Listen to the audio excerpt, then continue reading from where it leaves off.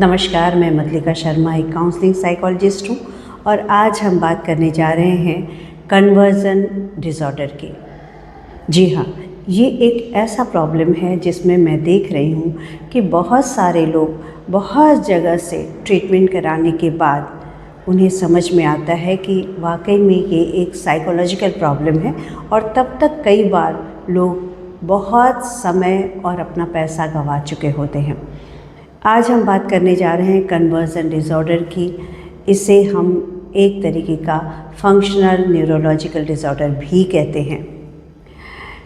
ये एक psychological problem है और इसको आज हम समझाएंगे कुछ केसेस और उसके साथ साथ उसके सिम्टम्स के साथ साथ, ताकि कोई भी इंसान गुमराह न हो।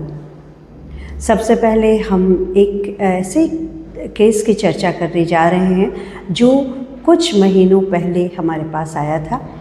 इसमें एक बच्ची का फ़ोन आता है, उसकी मदर का, और उसकी मदर का कहना है कि उसकी बच्ची का एक हाथ काम नहीं कर रहा है, वो उठ नहीं रहा है, बार बार उससे फिट आ रहा है और कई बार वो बोलने में भी असक्षम महसूस करती है और इन दिनों वो बिल्कुल ही बातचीत नहीं कर पा रही है।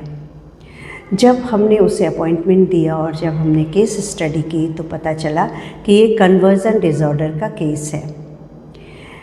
अब हम चलते हैं यह जानने के लिए कि वाकई में कन्वर्जन डिसऑर्डर है क्या।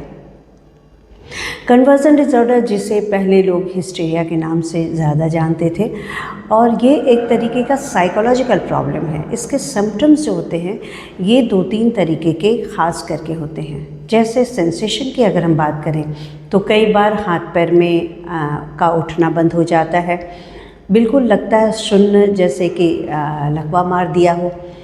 इसके साथ साथ आवाज़ें बंद हो जाती है, कई बार आँख से दिखाई देना बंद कर देता है, और इसके साथ साथ बॉडी में अकड़न, बेहोशी, फिट आना, ये सारे सिम्टम्स भी मरीज़ में देखने को मिलते हैं। लड़के और लड़कियां दोनों में, यानी मेल फीमेल दोनों में ही ये सिम्टम पाए जाते हैं। इसमें पहले ये महिलाओं में ये केसेस ज़्यादा होते थे, अब पुरुषों में भी ये सिम्टम्स बहुत तेज़ी से देखने को मिल रहे हैं। इसके बाद अगर हम बात करें कि क्या चीज़ होती है जिसको हमको इसको समझना है,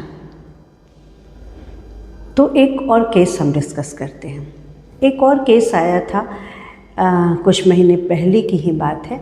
एक लड़के का केस हमारे पास आया था जिसमें वो अजीब अजीब सी आवाज़ें निकाल रहा था और बेहोश हो जाता था, फिर होश में आता था, फिर से वो अजीब से बॉडी को ऐंठते हुए उसमें अभी अजीब अजीब आवाज़ें आती थी, जिससे परेशान होकर के पेरेंट्स जो हैं उसके कई जगहों पे उसका इलाज कराए, कई मेडिसिन, कई टेस्ट किए गए, लेकिन कुछ भी उसमें ऐसा सिम्टम नहीं पाया जाता था जिसको देख करके चिंता की जा सकती है।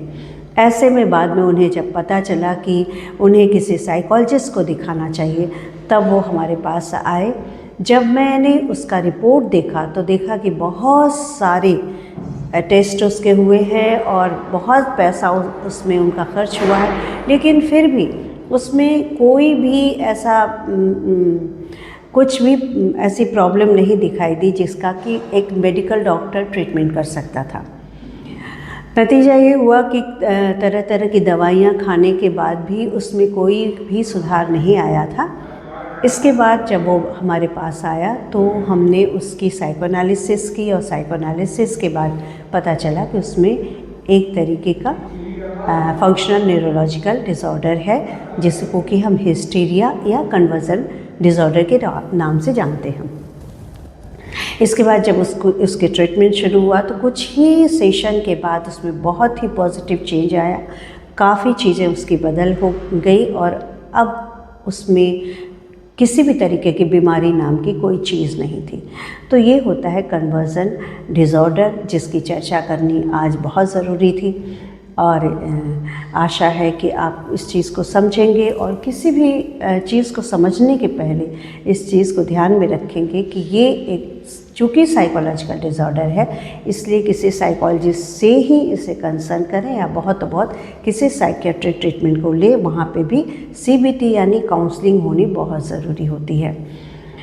कई बार इसे लोग मिर्गी से कंफ्यूज कर जाते हैं क्योंकि मिर्गी में भी फिट आता है, लेकिन कुछ डिफरेंसेस हैं मिर्गी के दौरे और हिस्टीरिया के दौरे में, जिसे भी समझना ज़रूरी है। इसे हम किसी और वीडियो में समझाने की कोशिश करेंगे। तब तक के लिए मिलते हैं एक अगले वीडियो में फिर से एक नए सिरे से अगले प्रॉब्लम के साथ। तब तक के लिए नमस्कार।